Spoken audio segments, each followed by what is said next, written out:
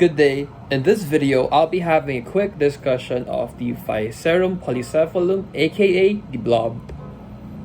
The Physarum polycephalum is an acellular myxomycete, is one of the two existing types of a protist.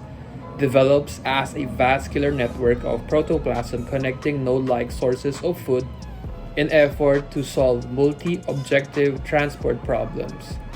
The organism being fully optimal at dark resolved vascular morphologies is a result of evolutionary refined mechanism of computation, serving as a versatile biological model currently at the urban scale. And on the lower left of the screen, you'll see some definitions of the word seen above. On the next slide, we'll be having a video explaining the Physarum polycephalum. There's a slime mold, called Physarum polycephalum. And this slime mold is very, very good at navigating through mazes. The Japanese are so clever at this. They designed a nutrient-like maze replicating Tokyo in the Japanese subway system. With all the major cities, the nodes around Tokyo, each of those nodes had a piece of oat on them, which was a source of nutrition. And then they let the slime mold then grow. And first it grew out randomly, exploratorily, and then after about 28 hours, it reorganized itself in the most efficient way possible and reorganized the Japanese subway system in a more efficient manner than it's designed today. Thus, they said, not me, not Paul Stamets, this is a demonstration of cellular intelligence. Whoa. So this is the tip of the proverbial mycelial iceberg, Here are some applications of the blob.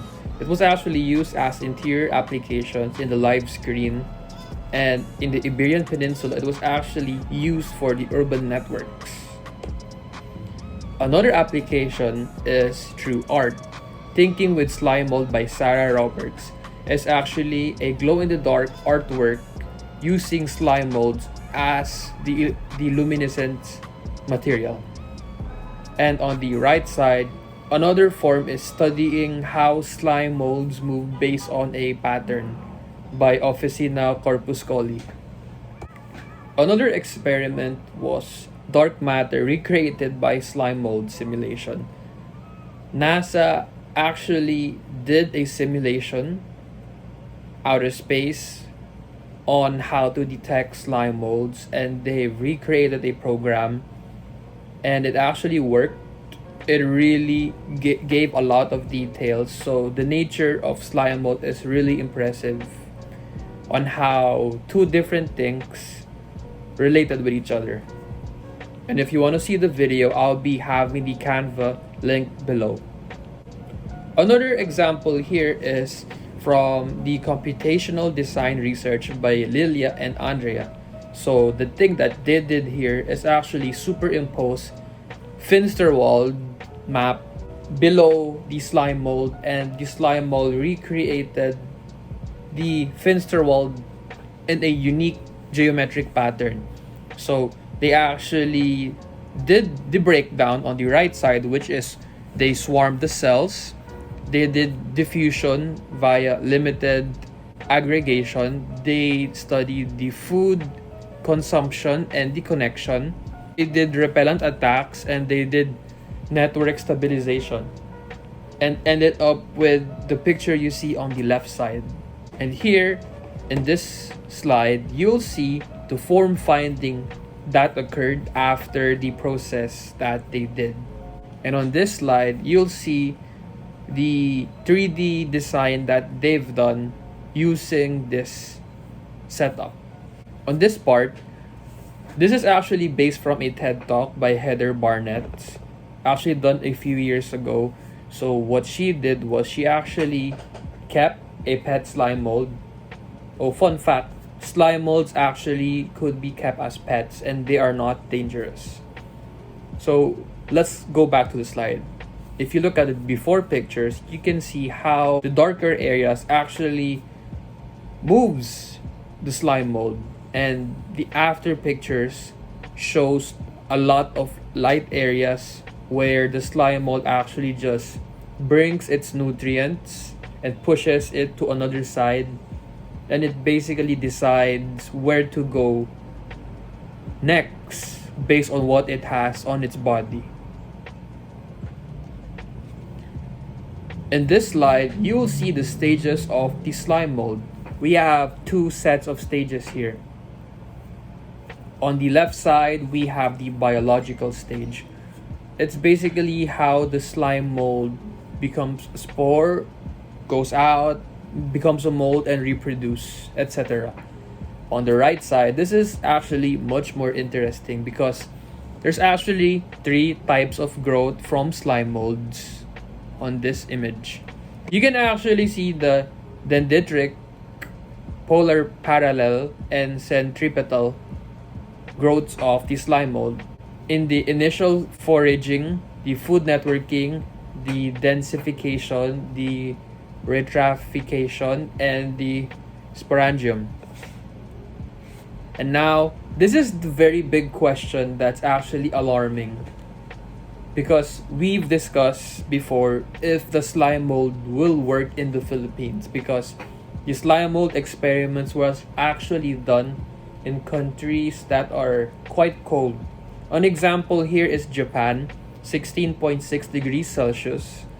In America, it's 12.51 degrees Celsius. And now, having it here in the Philippines, well, it's actually present, being at 26.6 degrees Celsius. These being the statistics of the average temperature from statista.com. And here on this slide, we will see the infographics of the slime mold. In the Philippines, there's actually a lot of updates. This is actually an update from 2019. So there are some studies right now ongoing for the slime mold, but this is the latest one that I could give you. So we have 2 colors here. We have the red and blue. The red representing the myxomycetes and the blue representing the dictyostelids. So the difference is the myxomycetes here, based from the chart, actually has a lot more species. The dictyostelids actually has a lot less species here in the Philippines. So it's more diverse. And it's a good thing that we went to the more diverse species, because the other one has less. And now some facts that you need to know about the slime mold. They're not mold, they're amoebas. There are over 900 species of slime molds. They're not dangerous to humans or animals, but the worst thing you could get from a slime mold, if ever you get it, is actually allergies. If you have bad allergies, do not come near slime molds. They will give you intense sneezing. And the funny part here is they actually have a very primitive form of sexual reproduction. Knowing that this species does not have a brain, it could mimic, or it could actually recreate new pathways, which is very, very interesting. And they have a very primitive sexual reproduction. Let me share with you that the sexual reproduction of the slime mold is actually like this. They start off with 2 chromosomes, and when you expose it to light, it will actually decide on what gender it will go to, and it will stick with that. And now let me share with you the objectives of this video. So the main point is, using slime mold in our design, I wanted to incorporate it, or I feel it's best used in biophilic architecture. The best example I could show you is the one here presented on the lower right, which is Singapore. And now, a thing to think about. When we look at the left side, we can see Barcelona's the grid city, and you can see how symmetric they are. And if a creature did this, would have it done that? Now think about this. We're placing things in the Philippines context. We're in the Philippines. On the right, we could actually see a black and white image of a portion of Manila. And now, what if we use slime molds to redesign Manila's whole road network system and major areas? let's say 168, the famous 168. What is it really supposed to be there? What if a slime mold could say that it should be placed somewhere else, let's say a park? Would have it been better? Or let's say a mall, let's say Robinson's Manila.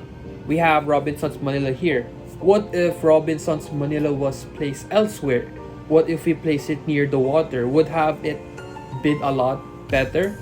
But the thing is, these are just interjections of ideas. The real factor is how the slime mold would move it to where it should be. So the end goal here is to recreate Manila in the perspective of a slime mold, which is very interesting. I give you Physerum polycephalum. Thank you.